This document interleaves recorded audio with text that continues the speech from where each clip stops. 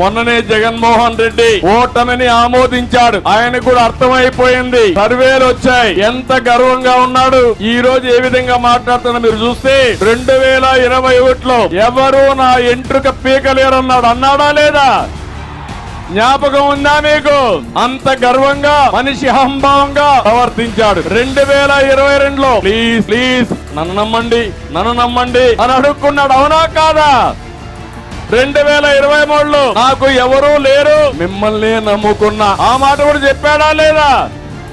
2024 వచ్చే కొద్దికి ఏమంటున్నాడు తమ్ముళ్ళు? హ్యాపీగా దిగిపోతావంట. దిగిపోవడం కాదు, దించుతారు.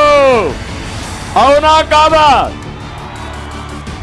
నువ్వు పెట్టినటువంటి ఇబ్బందులకు గాని, నువ్వు చేసిన పనులకి నిన్ను శాశ్వతంగా సమాధి చేసే రోజులు దగ్గరలో వస్తాయి. అవునా కాదా? వైఎస్ఆర్ కాంగ్రెస్ పార్టీని భూస్థాపితం చేస్తామని గట్టిగా చప్పట్లు చెప్పండి. విశాఖపట్నంలో మీటింగ్ ఉంది, సిద్ధం కాదు, నిన్ను దించడానికి మేము సిద్ధంగా ఉన్నామని అక్కడికి వెళ్ళిపడాలి. గట్టిగా చప్పట్లు కూడా చెప్పాలి. కదలిరా ఓ తెలుగోడా, కదలిరా